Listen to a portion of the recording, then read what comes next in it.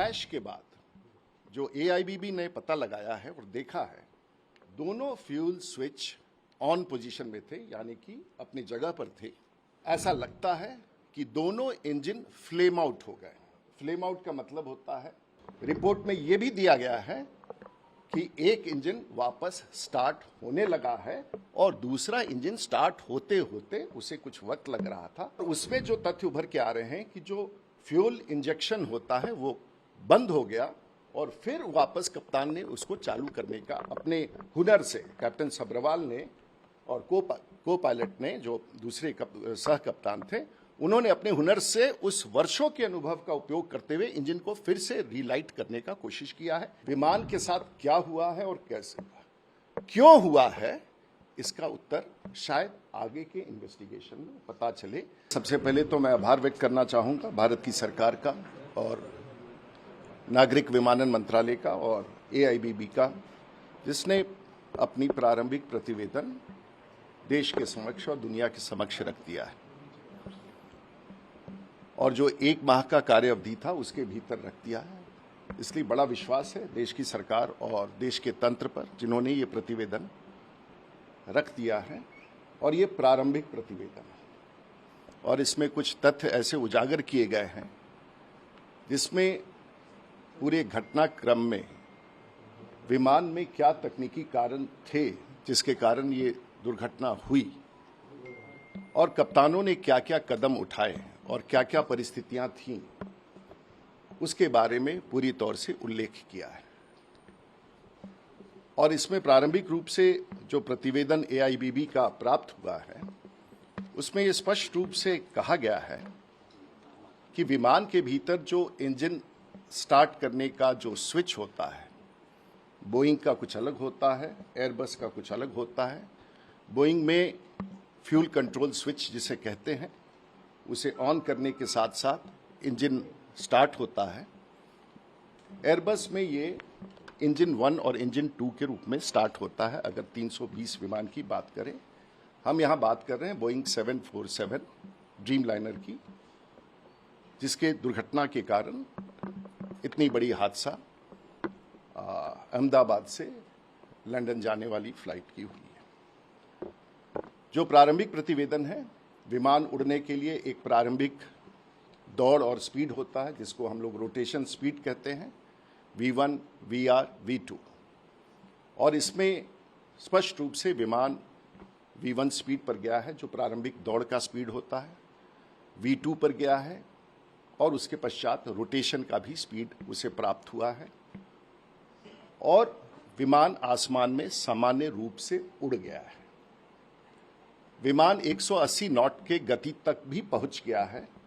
ये प्रारंभिक रूप से दिखाता है कि विमान अपने प्रारंभिक चरण में यात्रा और उड़ान के लिए पूरी तरह से सक्षम था।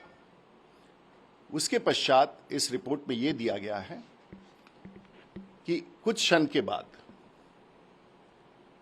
कप्तान, और इसमें मैं फिर स्पष्ट करना चाहूंगा कि इस विमान में जो प्रतिवेदन में दिया गया है,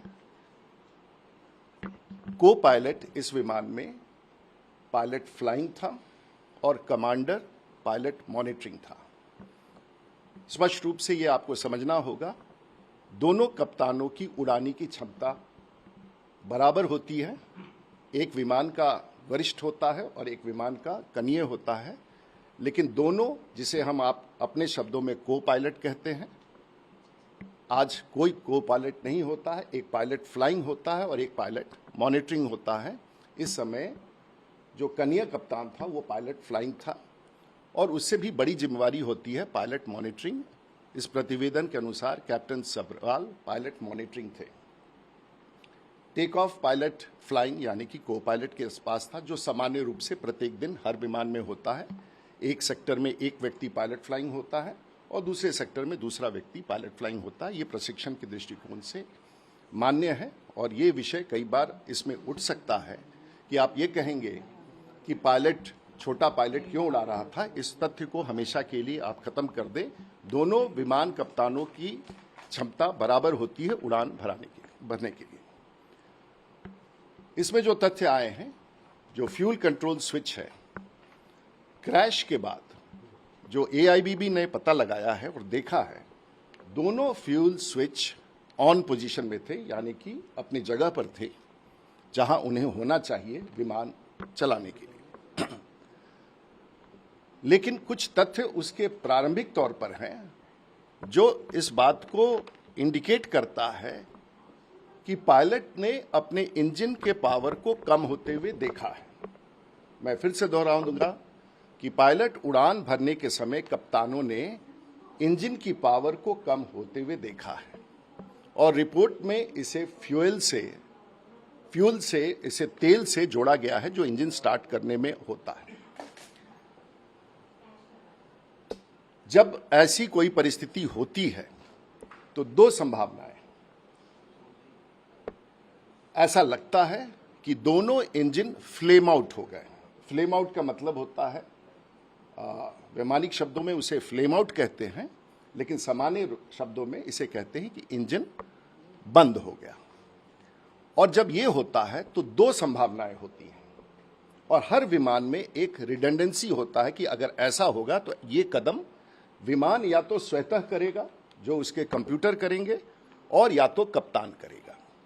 यहां जो SOS इमरजेंसी के लिए होता है कि बोथ इंजन्स फ्लेम आउट।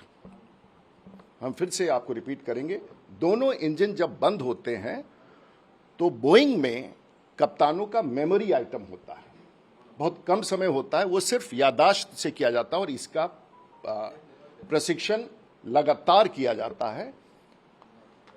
और उसमें दो यहां पर स्थिति थी। जो दूसरा एक इमरजेंसी होता है वो रैट डिप्लॉयमेंट। पहला है कि जब मेमोरी आइटम, उसमें यह करना होता है बोइंग में, एयरबस में ये नहीं करना पड़ता। एयरबस में ये अपने आप होता है। बोइंग में with in fraction of a second कप्तान को जब लगता है कि मेरा इंजन फ्लेम आउट हुआ, वो दोनों स्विच को ऑफ करता है और वापस फिर ऑन करता है। तो उसी समय जो उसका कंप्यूटर है वो इस कमांड को लेता है और फिर से इंजन स्टार्ट करने लगता है। रिपोर्ट में यह भी दिया गया है कि एक इंजन वापस स्टार्ट होने लगा है और दूसरा इंजन स्टार्ट होते होते उसे कुछ वक्त लग रहा था।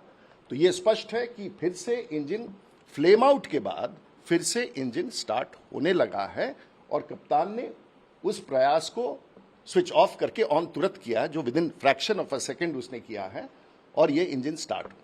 लेकिन तब तक इंजन का पावर इतना कम हो गया था और सामने में, क्योंकि ये तो बड़ा सवाल है आने वाले दिनों में कि एयरपोर्ट के सामने भवनों के निर्माण पर जो ये चर्चा है उसको हम अलग से लेंगे। और उसके बाद उसने नियंत्रण खो दिया है।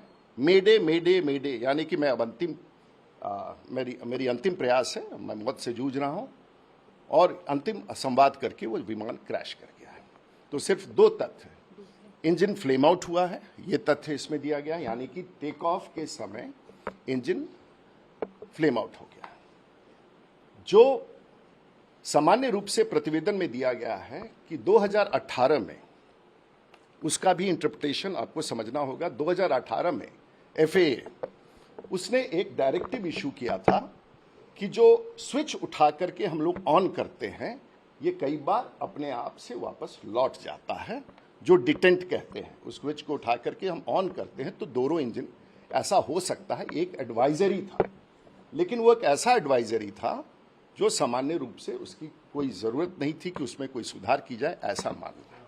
तो नंबर एक तथ्य यह है कि विमान उड़ा है, दोनों इंजन पूरी ताकत के साथ उड़े हैं और उसके पश्चात इंजन के दोनों इंजन बंद हुए हैं, फ्लेम आउट किए हैं।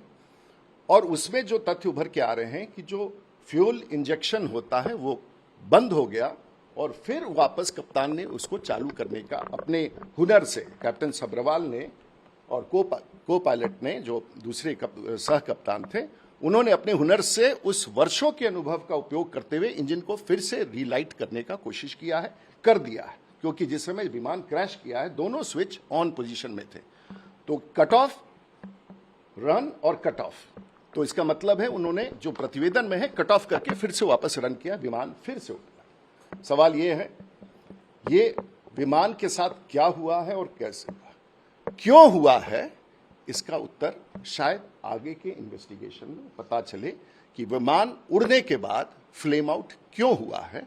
क्योंकि एक ये अगर आसमान में होता 5,000 फीट की ऊंचाई पर होता, 10,000 फीट की ऊंचाई पर होता, 30,000 फीट की ऊंचाई पर होता, तो इंजन अगर दोनों बंद होंगे तो हम ये एक्शन लेंगे और हमारा फेडेक जो कंप्यूटर है वो उसको रेस्टोर कर देता।